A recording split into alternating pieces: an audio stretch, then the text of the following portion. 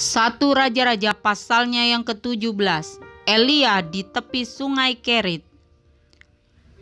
Lalu berkatalah Elia orang Tisbe dari Tisbe Gilead kepada Ahab, "Demi Tuhan yang hidup, Allah Israel yang kulayani, sesungguhnya tidak akan ada embun atau hujan pada tahun-tahun ini, kecuali kalau kukatakan." Kemudian datanglah firman Tuhan kepadanya, "Pergilah dari sini, berjalanlah ke timur dan bersembunyilah di tepi sungai Kerit di sebelah timur sungai Yordan. Engkau dapat minum dari sungai itu dan burung-burung gagak akan kuperintahkan untuk memberi makan engkau di sana." Lalu ia pergi dan ia melakukan seperti firman Tuhan. Ia pergi dan diam di tepi sungai Kerit di sebelah timur sungai Yordan. Pada waktu pagi dan petang, burung-burung gagak membawa roti dan daging kepadanya dan ia minum dari sungai itu. Elia dan janda di Sarfat. Tetapi sesudah beberapa waktu sungai itu menjadi kering, sebab hujan tiada turun di negeri itu. Maka datanglah firman Tuhan kepada Elia, "Bersiaplah, pergi ke Sarfat yang termasuk wilayah Sidon, dan diamlah di sana. Ketahuilah, aku telah memerintahkan seorang janda untuk memberi engkau makan." Sesudah itu ia bersiap lalu pergi ke Sarfat.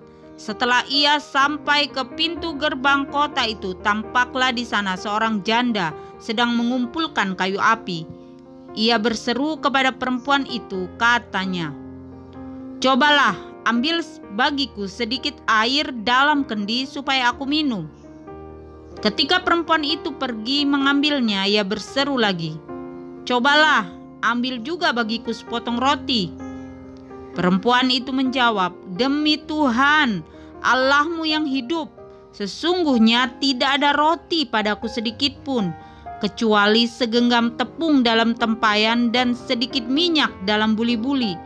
Dan sekarang aku sedang mengumpulkan 2-3 potong kayu api. Kemudian aku mau pulang dan mengolahnya bagiku dan bagi anakku. Dan setelah kami memakannya, maka kami akan mati." Tetapi Elia berkata kepadanya, "Janganlah takut, pulanglah, buatlah seperti yang kau katakan. Tetapi buatlah lebih dahulu bagiku sepotong roti bundar kecil daripadanya, dan bawalah kepadaku. Kemudian barulah kau buat bagimu dan bagi anakmu.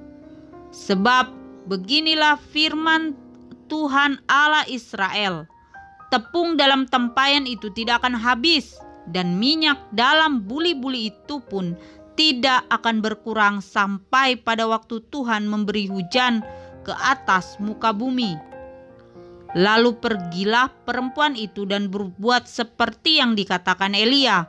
Maka perempuan itu dan dia serta anak perempuan itu mendapat makan beberapa waktu lamanya. Tepung dalam tempayan itu tidak habis dan minyak dalam buli-buli itu tidak berkurang, seperti firman Tuhan yang diucapkannya dengan perantaraan Elia.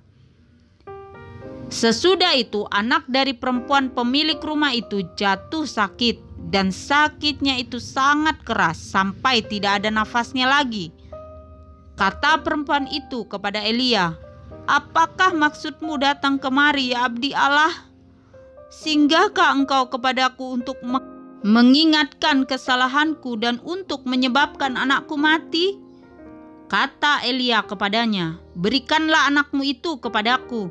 Elia mengambilnya dari pangkuan perempuan itu dan membawanya naik ke kamarnya di atas dan membaringkan anak itu di tempat tidurnya.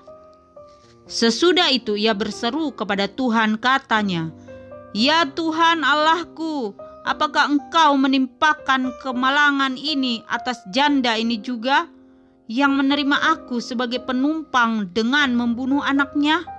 Lalu ia mengunjurkan badannya di atas anak itu 3 kali dan berseru kepada Tuhan, katanya, "Ya Tuhan Allahku, pulangkanlah kiranya nyawa anak ini ke dalam tubuhnya."